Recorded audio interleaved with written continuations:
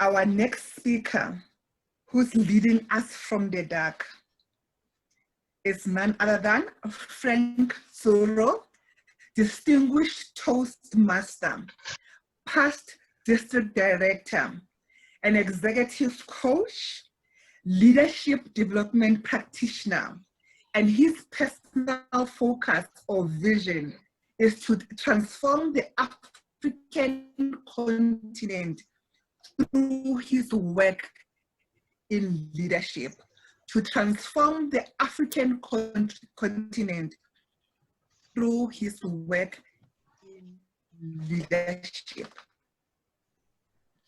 Ladies and gentlemen, help me to welcome Frank Tsuro, distinguished Toastmaster, on My Toastmasters Experience. My Toastmasters Experience, Frank Tsuro.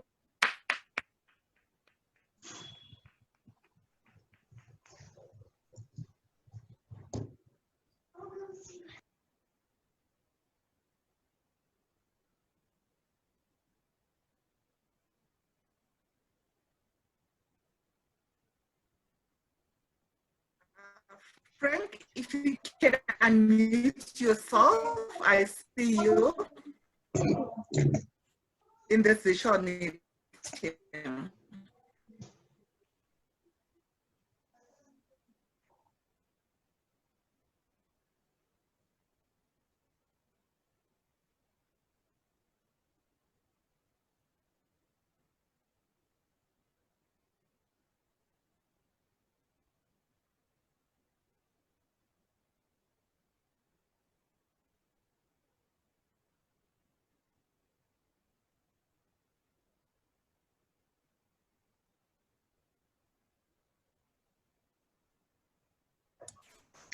Frank, check your speed. Look at your speakers.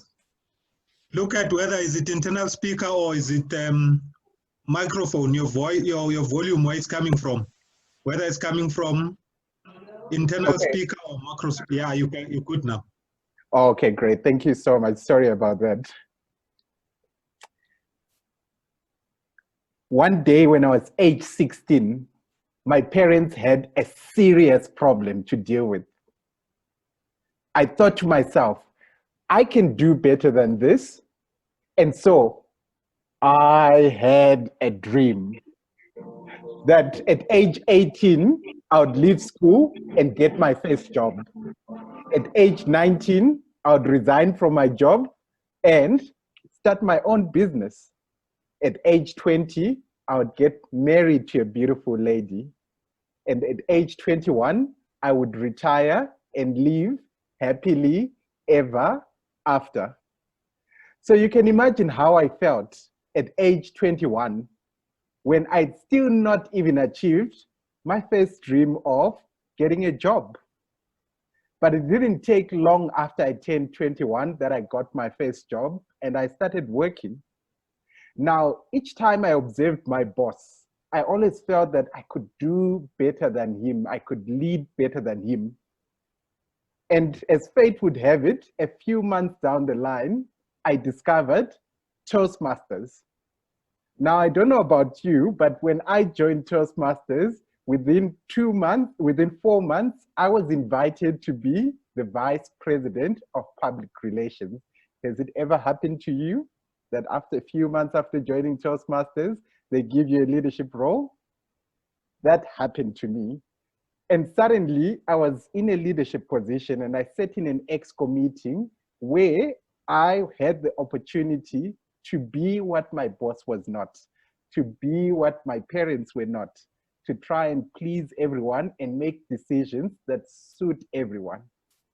It never happened that way. A couple months down the line, I was involved in chartering a new club called Metropolitan for the young in Harare, Zimbabwe.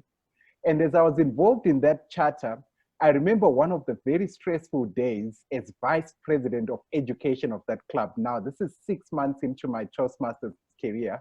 I'm putting in all the effort that I can to ensure that I help the members and prepare the program and help them with orienting them through the educational program. And guess what? No one was being responsive at the time. I thought to myself, these people in Toastmasters are so spoiled. So I went to my mentor, Edmo Gamundan, and I said, Edmo, I do everything that I can to help these people. I prepare the program, I orient them, I even help get them some mentors to help them with their speeches, but they never seem to come through.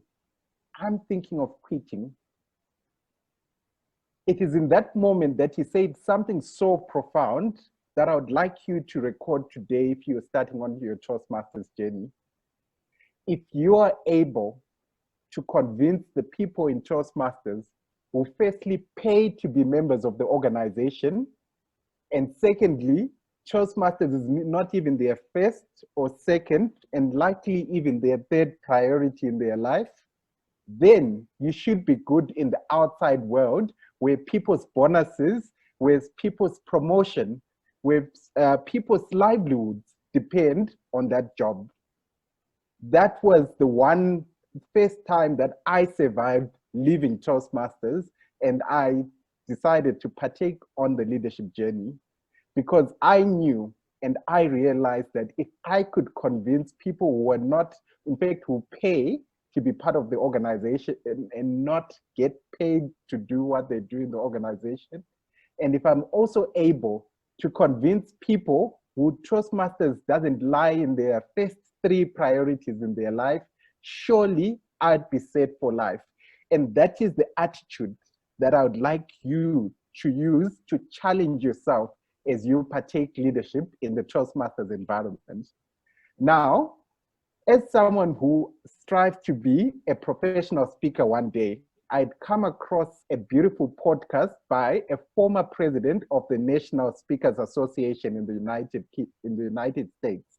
Now, the National Speakers Association is an organization that helps the people who want to be professional speakers with the business side of speaking. She said, each time you do pro bono work, it needs to meet 3 criteria. Firstly, it needs to come from an area of passion. That work needs to be from your area of passion.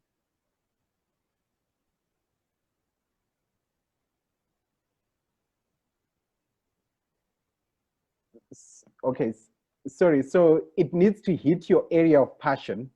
And after it hits your area of passion, the organization needs to benefit from some of your talents.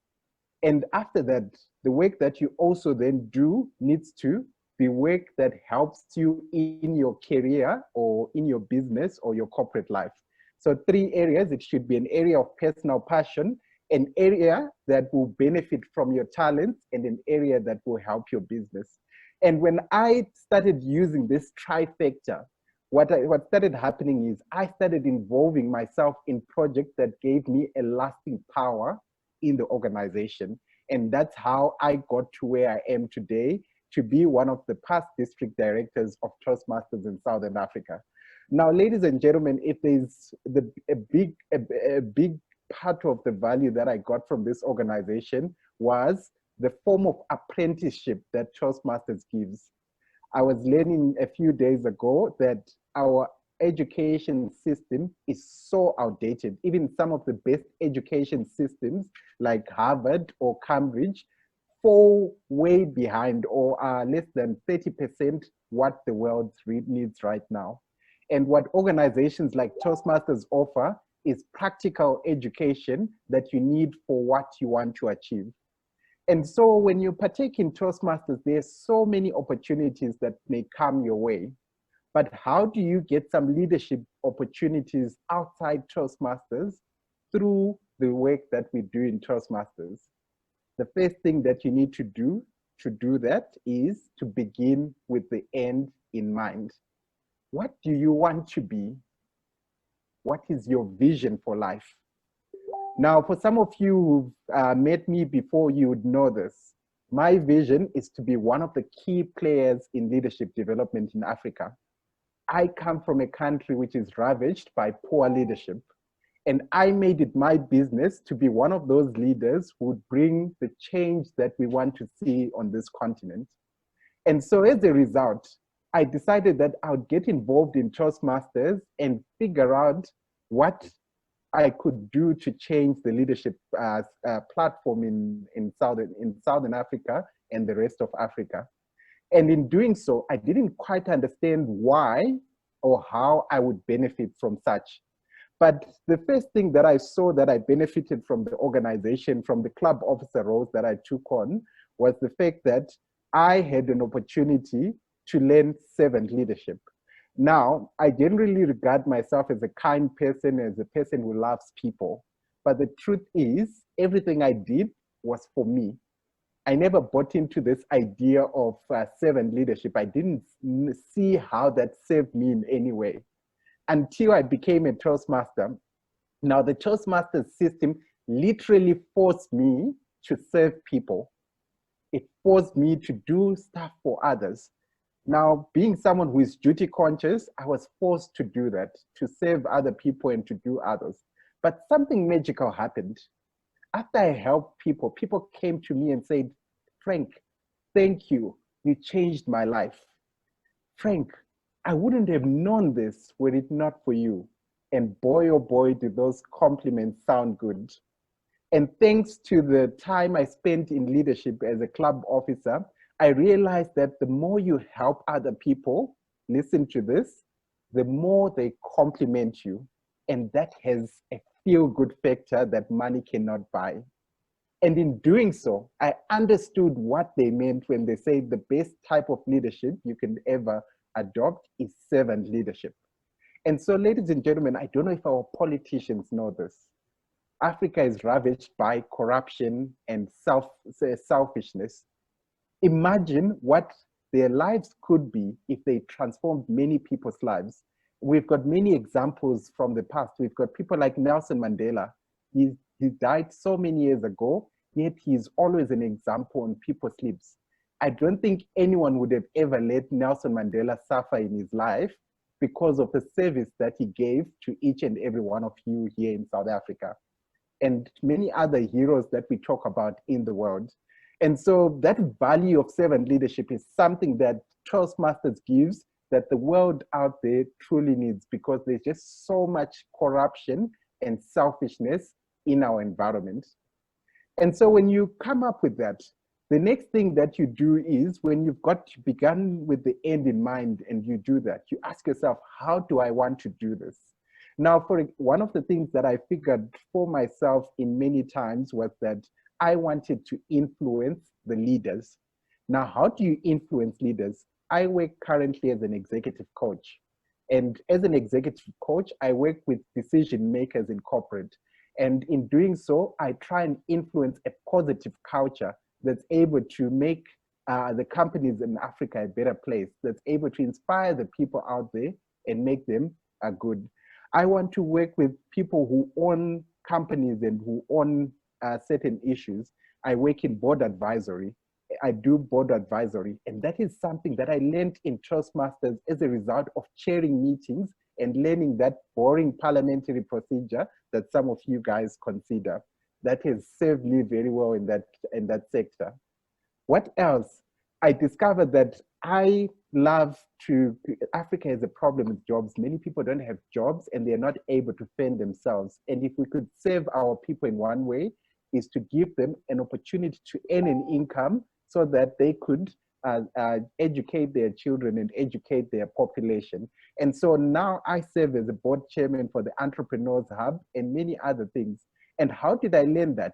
By starting a new club in Toastmasters, I learned how to start a new business from scratch. And those skills have helped me in many ways. Now, ladies and gentlemen, Toastmasters can prepare you for literally any leadership role that you want out there. Whether it's chairing a meeting or speaking so eloquently, I find so many people join Toastmasters and they want to avoid speaking.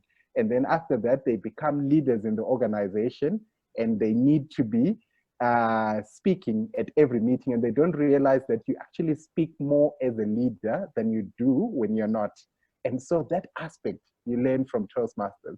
And so I would like to challenge you today to take seriously this Toastmasters journey, because if you are able to convince and influence people who pay to be part of the organization and not paid, people who Toastmasters isn't their first priority, versus the business world or the outside world where Toastmasters is a big priority because their life depends on it. That will set you for life. You just need to set your vision, and after that, know how you're going to do that, and find a mentor in Toastmasters that will point you to something that will make you see the bounty in the organization, and you will be a great apprentice of not only the organization, but the world out there, because this continent needs your inspiration. Thank you very much, Madam Toastmaster.